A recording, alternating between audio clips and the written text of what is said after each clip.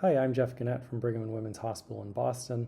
Thanks to the AJNR and Drs. Peterson and Wintermark for inviting me to give this presentation. I have federal research funding and no other disclosures. A couple important points before we dive into cases. Diagnostic error is defined by the National Academy of Medicine as a delay to diagnosis or failure to diagnose. Missed findings and misinterpreted findings are therefore forms of diagnostic error. And this gets to the old idiomatic expression, fool me once, shame on you, fool me twice, shame on me.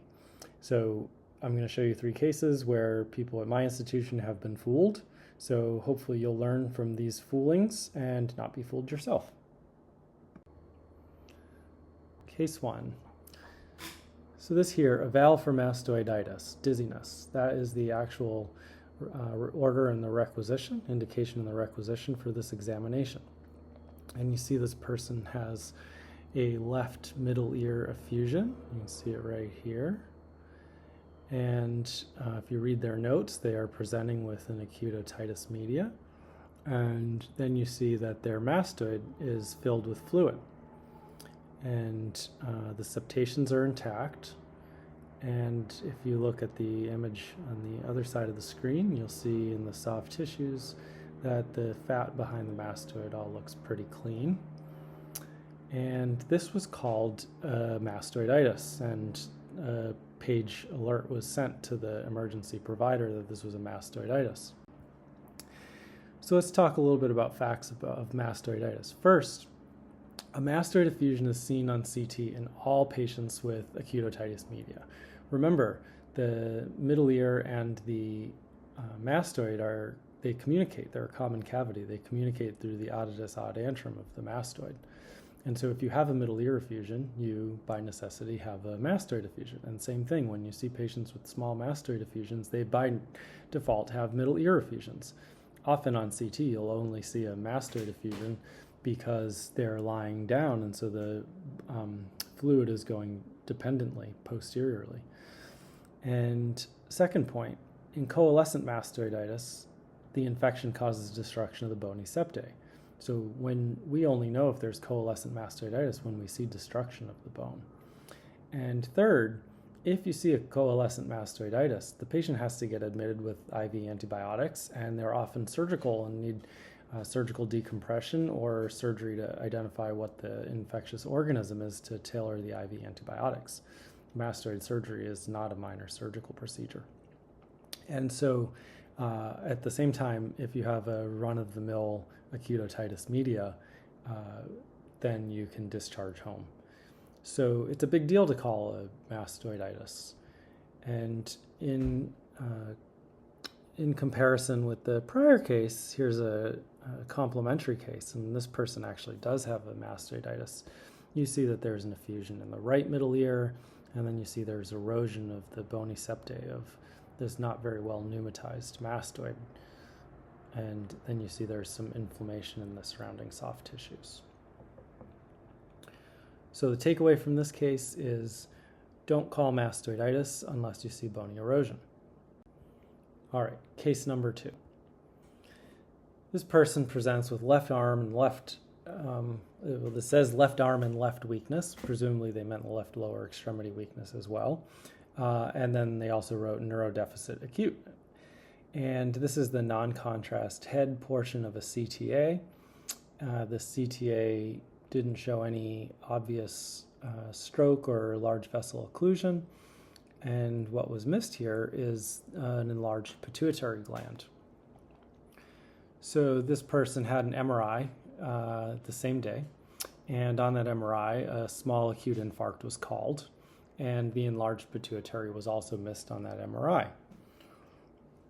1 month later, the patient had a follow-up MRI, and they did see that the pituitary was mildly enlarged, or was enlarged.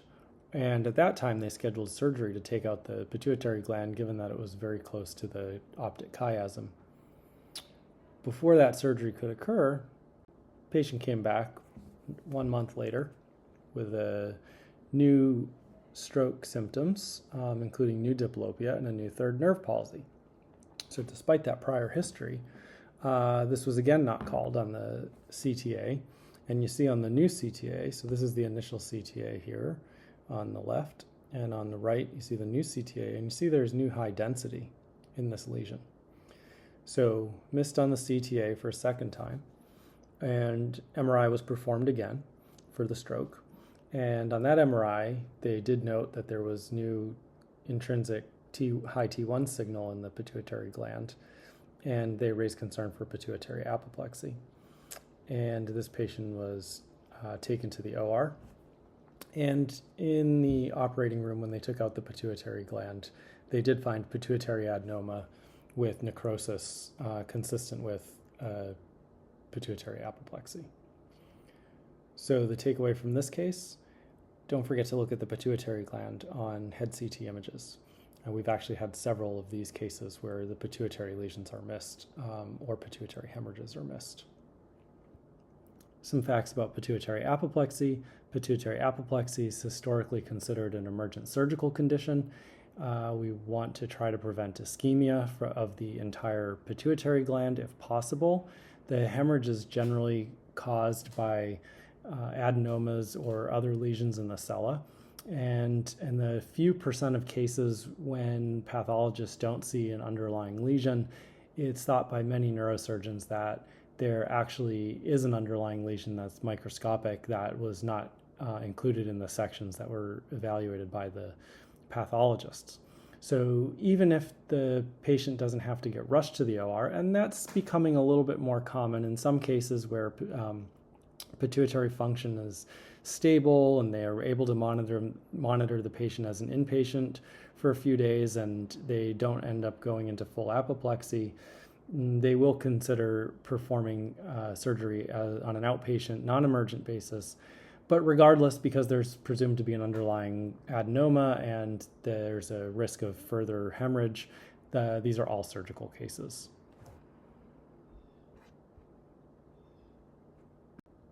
Okay, and the third case. This is a case of a patient who had a mantle cell lymphoma last treated 4 years prior and in remission for the last 4 years. And you see the indication for this exam is just hematologic malignancy, surveillance. And in the left oropharynx, you see that there's some fullness of the soft tissue. And I would argue this would be very, very hard to pick up prospectively. So, I think this is within the standard of care to not see that. It's pretty tough. But in retrospect, there is a little bit of effacement of the fat planes there and some fullness. And there's clearly some asymmetry of the airway.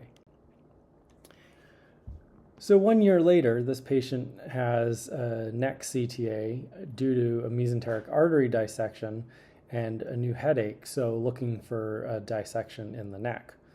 And you see here, there's now a oropharyngeal, parapharyngeal mass that's more obvious on this image that I'm showing.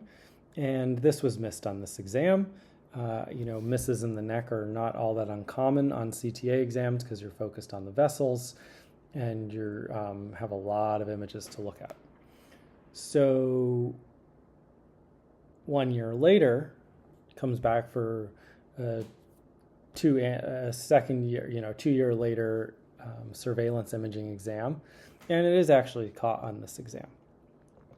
And so the patient goes to biopsy. This was a biopsy performed by our group, came from anterior in the cheek, posteriorly, did core biopsy of this lesion, and this came back as mantle cell lymphoma. So this was a relapsed mantle cell lymphoma, and the patient underwent treatment for the lymphoma. And so the major takeaway from this case is don't forget to look at all the other soft tissues when you have a CTA or a surveillance neck CT for hematologic malignancy, where you're primarily looking at the lymph nodes. It's very easy to miss lesions in the tucked away in these smaller spaces. So final takeaway points. Remember to look at other soft tissues in the neck on neck CTA and lymph node surveillance examinations. As Paul Bunch, who's been a mentor to me over the years, has told me, if you don't look at it, you won't see it. So you have to look in order to find it. Don't forget to look at the pituitary gland on head CT and CTA examinations. It could be the cause of headache or stroke symptoms. And finally, remember the middle ear and the mastoid communicate. A middle ear effusion is essentially equivalent to a mastoid effusion. They are communicating. And only when you see bone erosion should you call coalescent mastoiditis. Thanks for your time.